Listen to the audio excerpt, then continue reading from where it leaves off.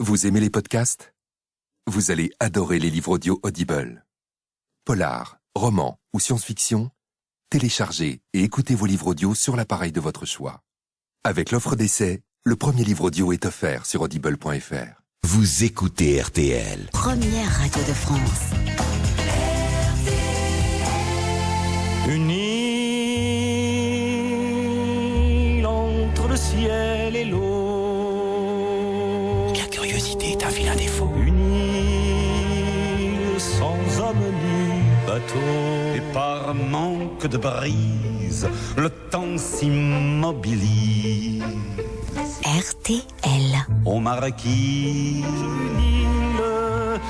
une île entre le ciel et l'eau. Jusqu'à 22h, Sidonie Bonnec, Thomas Hugues. Elles ont inspiré les poètes, les plus grands chanteurs, les îles. Voyager, explorer, découvrir ces terres préservées. C'est la passion de notre invité, Philippe Godard. Bonsoir. Bonsoir. Vous êtes ingénieur de formation. Vous vivez où aujourd'hui, tiens, pour commencer ? En Australie de l'Ouest, face à l'Afrique, Oui. sur l'océan Indien. Dans un coin urbanisé. Je pense que j'ai la réponse dans la question. La réponse c'est non, c'est Pas ça ? trop, non. Environ 250 km de la ville de Perth, la capitale de l'État du Western Australia, dans ce qu'on appelle le Wheat Belt, la ceinture de blé de Perth. Là. Est-ce que c'est ce qu'on appelle le bush australien ? Oui, c'est le bush. Le bush, c'est une terminologie très vaste. Vous voyez, c'est tout ce qui n'est pas urbain, quoi. Ça peut être différents biotopes, la forêt, le désert, les champs de blé à l'infini. Tout ça, c'est le bush. Votre passion, ce sont les terres inexplorées, les terres préservées. Ça veut dire quoi, que vous êtes allergique au tourisme de masse ? Oh bah oui, certainement, oui, totalement. Vous savez, moi, en l'espace de 50 ans, j'ai vu, par exemple, saccager, je crois que le terme n'est pas extraire, une destination comme l'île de Pâques, que j'avais découverte pour la première fois en 1969. On couchait sous la tente, c'était encore d'une pureté presque originelle. Et à l'heure actuelle, je dis pas que c'est inintéressant, mais enfin, vous avez partout les gens au pied des haous, les fameux hôtels sur lesquels se dressent les moines, les statues. Vous avez des gens avec leur fer à repasser pour vous imprimer votre carte Visa ou American Express, etc. C'est très caricatural. Et c'est pour ça qu'on vous a invité, Philippe Godard. Justement, c'est pour échapper à tout ce tourisme de masse. On va commencer d'ailleurs notre voyage par une île qui s'appelle Raoul. Elle est située où ? Alors Raoul, c'est une île qui fait partie d'un archipel, l'archipel des Kermadec, et les deux noms sont d'origine française. Ils remontent à l'expédition des chevaliers Bruni d'Entrecasteaux, qui étaient à la recherche de la Pérouse, par ordre de la Convention, et il a erré à travers toutes les mers et océans dans le périmètre supposé de disparition des deux vaisseaux de la Pérouse. Et donc il est passé notamment à travers cet archipel. Et alors Kermadec, c'était le commandant en second du deuxième navire le commandant du second navire de l'expédition, l'Espérance. Et l'île de Raoul, elle perpétue le souvenir d'un marin assez peu connu. C'était Joseph Raoul, qui était le maître de manœuvre à bord de la Recherche, le navire amiral de cette petite flotte de des navires. Vous nous la faites découvrir, cette île, Philippe Godard. Raoul, c'est quoi, une île volcanique ? Désertique ? C'est une île pas désertique, c'est une île volcanique, Ouais. oui, et elle est toujours en gestation. Puisqu'il se produit des paroxysmes assez fréquemment. Il y en a eu un qui a été d'ailleurs dévastateur il y a maintenant une quinzaine d'années. Et donc la Nouvelle-Zélande, puisque c'est dans le domaine territorial de la Nouvelle-Zélande, avait envoyé des scientifiques pour essayer de faire des prédictions à court terme sur l'évolution du phénomène. Et malheureusement, l'un de ces malheureux scientifiques a été ébouillanté par une explosion phréatique. On n'a même pas retrouvé son squelette. Il a carrément été volatilisé. Et les autres ont battu en retraite, se sont sauvés par miracle. Ils ont été évacués par hélicoptère jusqu'au navire qui les avait amenés à demeure. Et depuis lors, donc, la station scientifique a été évacuée. Il y avait une petite station météo avec 2 rangers qui étaient là à temps complet. Et à l'heure actuelle, tout est automatisé, il n'y a plus rien. Et il y a toujours ces lacs bouillants de très mauvais aloi. qui sont dangereux. Donc on l'a bien compris. Très dangereux. Vous racontez cette histoire et plein d'autres dans un livre, Le collectionneur d'îles mystérieuses, qui est publié aux éditions du Trésor. Vous racontez notamment votre découverte d'un paysage absolument merveilleux. Vous parlez d'un choc visuel. C'est la baie d'Enam, c'est ça? C'est sur cette île Raoul? Oui, c'est sur l'île Raoul. Alors la baie d'Enam, c'est si vous voulez, le résultat du basculement d'une énorme caldeira volcanique dont la moitié a plongé dans l'océan. Donc vous avez une espèce de demi-cercle et une énorme plage très longue. Elle doit faire environ 2,5 km de sable complètement noir. Et il y a quelques années, c'était en 1976, il y a un chalutier japonais qui s'était échoué dans des circonstances qui sont demeurées un petit peu mystérieuses. C'est très rare qu'un bateau s'échoue, sur le sable surtout. Le Kinai Maru numéro 10. Et donc aujourd'hui, c'est une vision qui est absolument surnaturelle. Je dirais presque à la limite luciférienne, puisque vous avez ce sable très très noir, les vagues de l'océan qui viennent se briser contre la coque dans des éclats gigantesques qui montent jusqu'à 15-20 mètres de haut. C'est véritablement dantesque. C'est un très très beau site qui donne la chair de poule. Il y a ce contraste entre les couleurs, en fait. C'est ça ce qui marque. Vous avez la paroi basaltique qui est de couleur gris-noir, le sable complètement noir, la forêt au-dessus et l'océan bleu et les vagues blanches. Ça fait une belle palette de couleurs, effectivement. Bon, une île qui s'appelle Raoul, on n'a pas pu s'en empêcher. Faut pas oublier qui c'est Raoul. Mais il connaît pas Raoul, ce mec. Il va avoir un réveil pénible. J'ai voulu être diplomate à cause de vous tous, éviter que le sang coule, mais maintenant c'est fini. Je vais le travailler en férocité, faire marcher à coups de latte. À ma pogne, je veux le voir. Et je vous promets qu'il demandera pardon. Et on regarde à vous.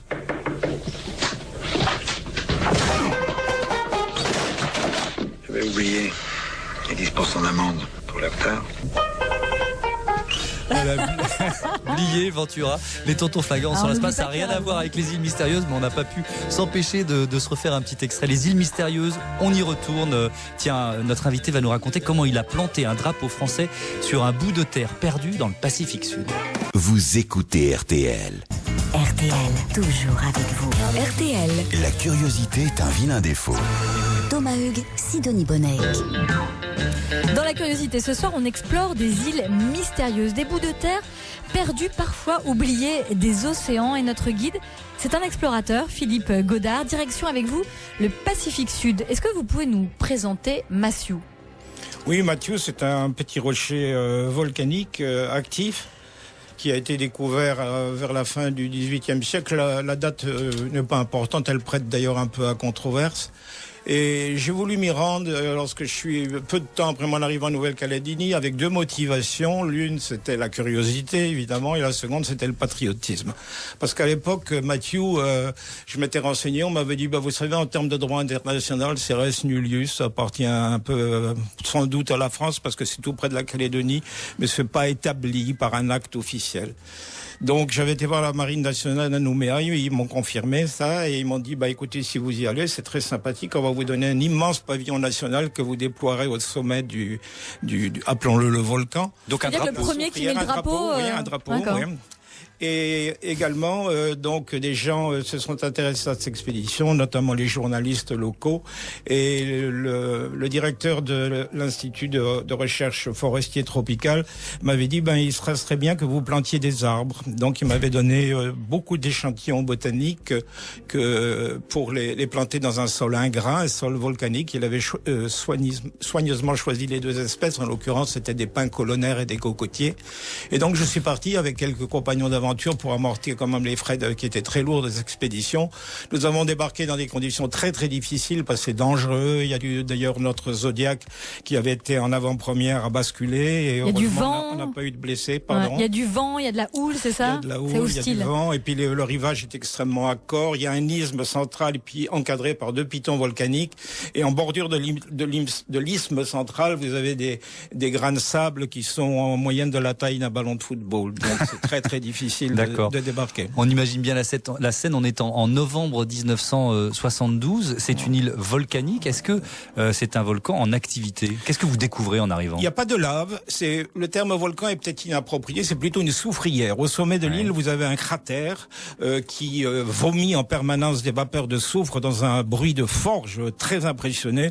Et imaginez les lèvres de ce cratère. Elles sont d'un jaune magnifique. C'est très impressionnant. Mais alors, vous avez tout un tas de petits cratères adventices que l'on trouve sur les flancs de cette soufrière. Et quand vous montez, donc, certains sont brûlants. Et 2 de mes compagnons ont eu leur semelle de basket qui ont fondu. C'était très spectaculaire. On s'est rendu compte après coup qu'il fallait prendre quand même de grosses précautions. Et alors, Philippe Godard, vous n'étiez pas venu les mains vides. Vous aviez un grand drapeau, c'est ça? Il fallait le planter. Alors, mon drapeau. Vous l'avez planté où? Comment? Vous l'avez planté où? Au sommet. Au sommet de quoi? De Mathieu, 242 mètres. Oui. Du volcan? Oui, absolument. Au bord sur le petit piton qui domine le cratère dont j'ai parlé. Et donc, en redescendant, et en montant aussi, nous avons planté nos arbres. Alors, ce qui est très amusant, c'est que Mathieu, ainsi que sa petite voisine Hunter, aujourd'hui, fait l'objet d'un conflit diplomatique très, très aigu entre la petite république du Vanuatu et la France. Le Vanuatu, sur la foi de tradition orale, revendique la possession de ces 2 îles. Et la France y est toujours opposée. Il y a toujours votre drapeau? C'est à cause de vous, tout ça. Et je me souviens que peu après mon expédition de 1962, le Vanuatu, en 75, la France a dit, tiens, quand même, ce qu'a fait Philippe Godard, c'est bien, on va poser des plaques de souveraineté dans les 2 îles, Mathieu et Hunter. Et peu de temps après, les Vanuatu sont venus avec leur unique petite vedette, un bateau, et ils ont décellé les plaques. Ce que voyant la France a pris la mouche, et elle a installé sur place un camp militaire qu'on a appelé Fort Mathieu. Il y a eu une garnison qui est restée pendant quelques temps. C'était un petit peu le désert des Tartares. On attendait l'ennemi qui n'est jamais venu, n'est-ce pas?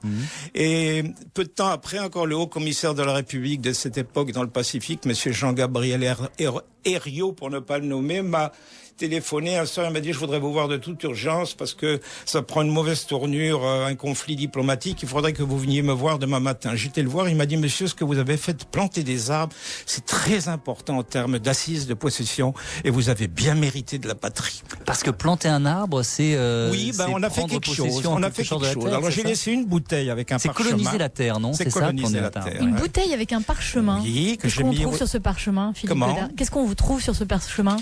J'avais simplement fait signer les membres de l'expédition. J'avais colorié un joli drapeau tricolore. J'avais mis souvenir de l'expédition à Mathieu, emmené par Philippe Godard. Mathieu, terre de France, la date. Et nous l'avons placé au sommet d'une orgue basaltique tronquée. Et je ne sais pas quel a été son sort par la suite. Par contre, les arbres, il y en a 2 qui ont à peu près poussé. Ah ben voilà, donc on peut dire que cette terre nous appartient. Juste après les informations, on continue cette exploration. Direction Montebello, c'est un ancien site d'essai nucléaire, on le surnomme l'archipel du danger. Et puis dans notre seconde heure de curiosité, nous découvrirons les inventions d'un visionnaire. Saviez-vous que c'est Léonard de Vinci qui a inventé le rôtissoir automatique? Eh oui, à tout de suite. Vous écoutez RTL. RTL.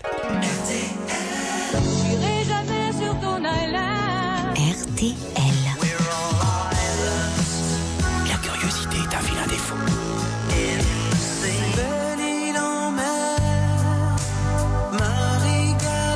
Jusqu'à 22h. Dans l'île dorée, ma belle adorée, je t'emmènerai bientôt. Sidonie Bonnec, Thomas Hugues. Le collectionneur d'îles mystérieuses, c'est le surnom de notre invité Philippe Godard. C'est aussi le titre de son livre publié aux éditions du Trésor. Est-ce que vous avez déjà trouvé des trésors sur ces îles, Philippe Godard? Oui, j'ai trouvé un trésor magnifique. C'était en 1998. J'étais déjà établi depuis pas mal de temps en Australie. Et je m'étais intéressé au monde de l'archéologie sous-marine. J'avais eu des contacts avec le merveilleux musée maritime de Fremantle, la ville jumelle de Perth. Et on m'avait signalé, donc, on recherchait depuis des décennies, donc, les témoins de la prise de possession les témoins de la prise de possession de l'Australie occidentale par la France. En 1772, c'était la fameuse expédition de Kerguelen et de son acolyte Saint-Aloire dans la recherche recherche du mythique continent de la Terra Australis Incognita. Et alors, quel trésor vous cherchiez? Alors, on cherchait justement, on savait de par les journaux de bord des navires de cette expédition française que lorsqu'ils étaient revenus chercher du secours vers Timor, ils avaient longé la côte occidentale de l'Australie et qu'à hauteur d'un endroit, une espèce de mer intérieure qui s'appelle Shark Bay, la baie des requins, ils avaient enterré une bouteille avec des écus et donc un parchemin d'annexion et qu'ils avaient fait une cérémonie dans les formes en faisant former le carré par les soldats, en tirant des salves de mousqueterie et 3 fois vive le roi. En l'occurrence, c'était Louis XV. On y est. Avec vous, vous êtes un conteur merveilleux. On a l'impression d'être sur le bateau. C'était recherché et donc personne ne l'avait trouvé. Donc je me suis attelé à la tâche et la chance m'a souri. En 1998, avec une équipe de 4 Australiens, des durs à cuire, je suis parti, après avoir beaucoup travaillé à Paris aux Archives nationales pour lire tout un tas de journaux de bord d'officiers subalternes qui apportaient tout leur petit élément au puzzle. Et donc, le deuxième jour, j'ai trouvé. Ça veut dire en plongée sous-marine, non, forcément? Pas du tout. Non, Au sommet d'une falaise, c'était à terre. Ah oui, pardon, j'avais Vous mal avez trouvé mal au compris. hasard, c'est ça? Oh, au hasard, non. On avait quand même, moi, j'avais délimité un périmètre de recherche, à l'intérieur duquel, à mon avis, il était vraisemblable que les bouteilles avaient été enterrées. C'est quand même une falaise qui est extrêmement longue. C'est chercher une épingle dans une meule de foin. Donc vous avez trouvé cette bouteille avec ses écus et ce parchemin? Voilà. Alors non, le parchemin, alors les écus, oui. D'ailleurs, quand on les a trouvés, c'est un de mes compagnons, on avait jeté ça dans un sac à détritus parce qu'il y avait d'autres débris métalliques qui venaient de l'époque des baleiniers, des manœuvres de l'armée australienne dans le site aussi. Elle entraînait ses commandos et il a trouvé une capsule en plomb au fond de laquelle il y avait quelque chose de bizarre. Il a gratté, il l'a ouverte et donc c'était ce fameux écu à l'effigie de Louis XV. Alors ils me l'ont apporté, j'ai lu en latin tout de suite donc et j'ai dit on a trouvé le Saint Graal et en recherchant en plus on a trouvé une bouteille intacte, la seconde avec le même écu, mais malheureusement à l'intérieur donc du bouchon il y avait des petits trous et les termites avaient mangé le parchemin, il n'en restait plus que des bribes. Mais enfin, ça a quand même été un événement assez considérable parce que les témoins de vieux de plus de 2 siècles, des grandes expéditions scientifiques au cours du monde, ils sont extrêmement rares. Et donc, ça m'a valu de la notoriété, puis la reconnaissance de la France et de l'Australie. Et aujourd'hui, je peux dire sans prétention que grâce à moi, dans les manuels d'histoire où la France était ravalée à un niveau tout à fait inférieur dans le domaine de la découverte de l'Australie, les écoliers peuvent lire que la France a quand même pris possession de l'Australie avant même les Anglais. C'est génial et on retrouve votre patriotisme de tout à l'heure quand vous avez planté le drapeau au sommet de cette île qui s'appelle Matthew. Tiens, elles sont où?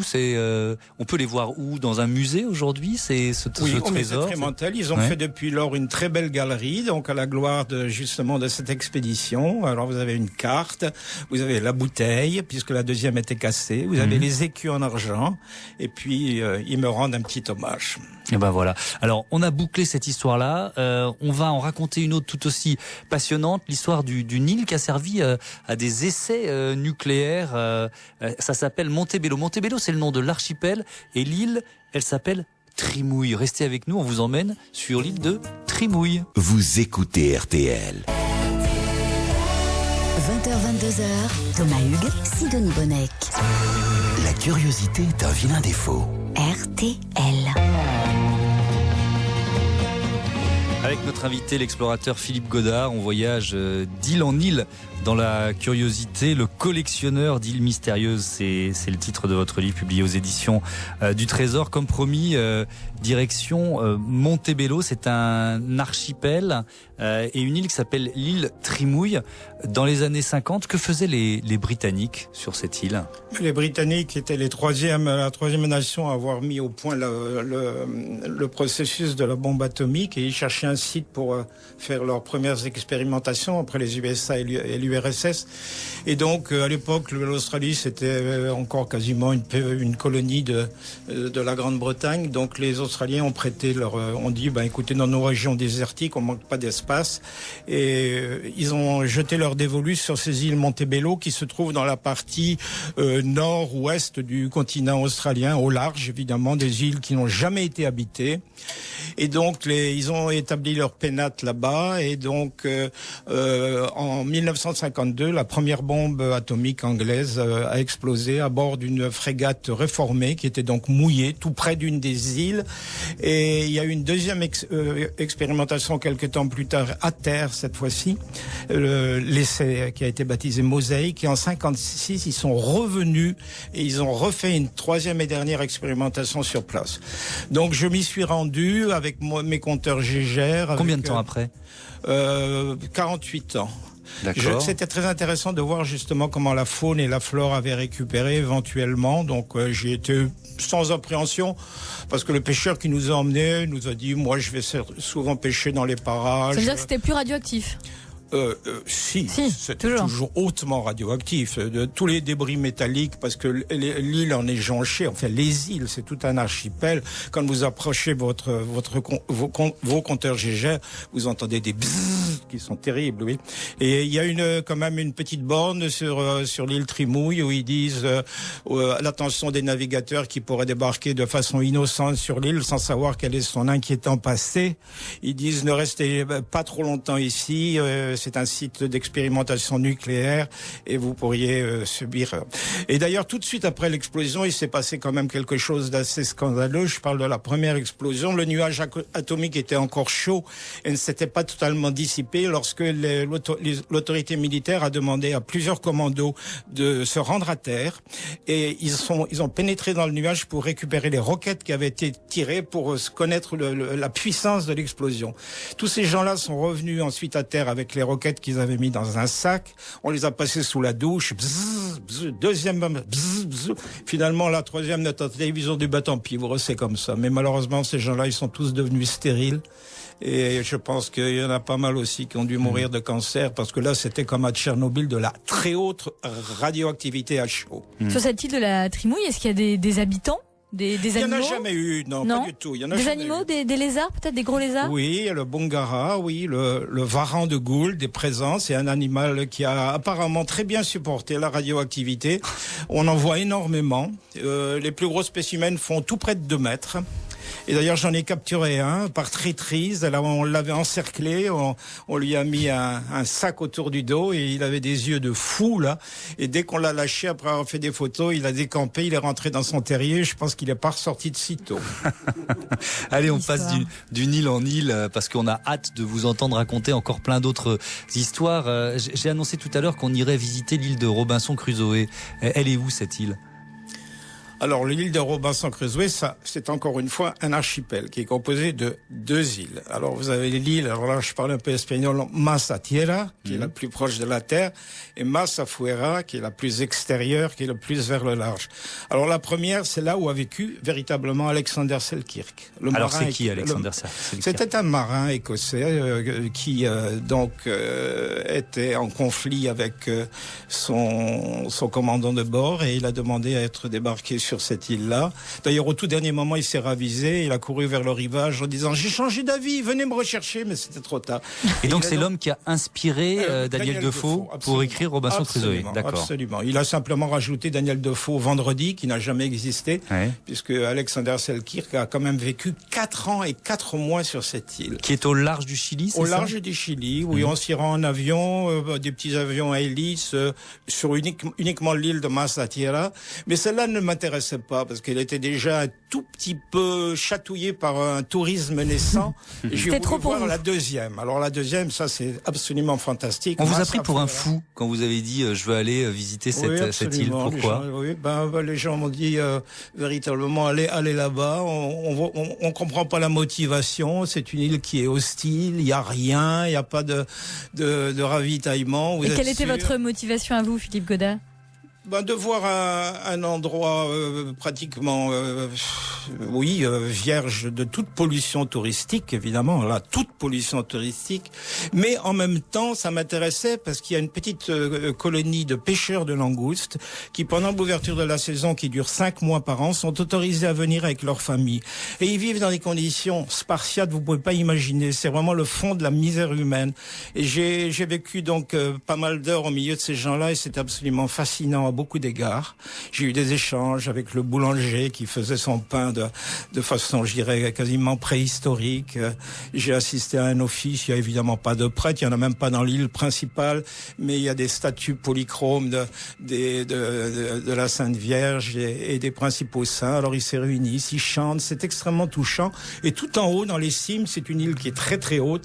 Vous avez des orchidées très rares, des troupeaux de chèvres sauvages. J'étais à la chasse aux chèvres sauvages et c'était des heures d'extrême densité. Ouais. Et au retour, alors oui, parce que il faut expliquer, vous y êtes allé dans un tout petit bateau, c'est ça?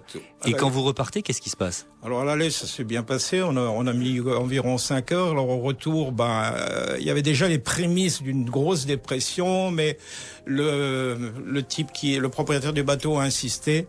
Et donc, on s'est rendu à ses raisons et on a essuyé vraiment. Pour moi, c'est la tempête de ma vie. Croyez-moi, j'en ai vu. J'ai vraiment cru que j'allais mourir parce que on avait des vagues monstrueuses dans ce tout petit bateau. Je m'étais lové tout à fait à l'avant dans un minuscule réduit où il y avait quelques cordages qui étaient lovés. Je suis resté là 14 heures dans un état complètement comateux. Mon esprit m'avait abandonné. Quand je me suis réveillé, j'avais fait pipi dans mon froc. C'est pour vous donner une idée, c'est quelque chose d'effrayant. Terrifiant. Ouais. Est-ce que vous allez bientôt repartir, Philippe Godard? Est-ce qu'il y a encore des îles mystérieuses à explorer? Ouais, il y en a beaucoup. Moi, j'en ai bien exploré 60 des îles intéressantes, s'entend, hein, parce qu'évidemment, si on va faire tous les atolls du monde, il y en a beaucoup qui se ressemblent. Là, je voudrais aller à l'île de Pagan, aux Mariannes, un archipel où je suis déjà allé à 2 reprises. Cette île-là est très intéressante parce qu'elle est juste en bordure de la fosse des Mariannes, la fosse la plus profonde du monde, à plus de 11 000 mètres. Ça se trouve où? Dans quel coin du monde? L'archipel des Mariannes, oui. C'est le Pacifique Nord. Ah bah oui, Pacifique Nord. Parce que alors moi je suis comme Sidonie, je savais pas où c'était. Et alors il y a 2 volcans aux 2 extrémités de l'île qui entrent périodiquement dans des éruptions absolument dévastatrices. Et mais curieusement, donc dès qu'ils se calment un petit peu, il y a 4 ou 5 Pékins qui reviennent et qui s'accrochent parce qu'ils ont leurs pauvres cabanes qui sont là. Je vais vivre parmi eux. Puis la deuxième île où je voudrais aller, c'est dans l'archipel des Tonga. C'est la plus au nord, pas loin de l'île de Futuna française, de l'archipel de Wallis et Futuna. C'est l'île de Niuafo'ou. C'est un anneau de corail avec au centre un lac qui bout. Vous viendrez nous en parler? Attendez, qui bout, mais vraiment il est en ébullition. En ébullition. Et il y a eu déjà des paroxysmes absolument monstrueux où des gens ont été ébouillantés. Vous aimez le danger, du piment. Ouais, c'est ça, vous aimez le danger. Voilà. Sinon, vous ennuyez par les polyments? S'il n'y a pas ce sel là dans votre vie, s'il n'y a pas du danger régulièrement, s'il n'y a pas des bulles dans les lacs. Malheureusement, le temps court. Là, j'ai là. Alors maintenant, je recoupe ça de petites virées qui sont plus paisibles. Et là, dans une semaine, je pars à l'archipel des Pélagiques entre la Tunisie et la Sicile pour aller voir l'île de Lampedusa. Celle-là, elle est connue, mais ces 2 petits satellites, Linosa et Lampione, et ça m'intéresse beaucoup. Vous avez quel âge, Philippe Godard? Si on peut vous Monsieur, demander. on ne pose pas cette question-là, ni aux cougars, ni aux messieurs sur le retour. Je la garde. En tout cas, vous avez une pêche, une patate qui nous fait rêver tous. Merci beaucoup, le collectionneur d'îles mystérieuses. C'est un livre passionnant, tout comme vous, Philippe Godard. C'est publié aux éditions du Trésor. Merci encore. Vous écoutez RTL.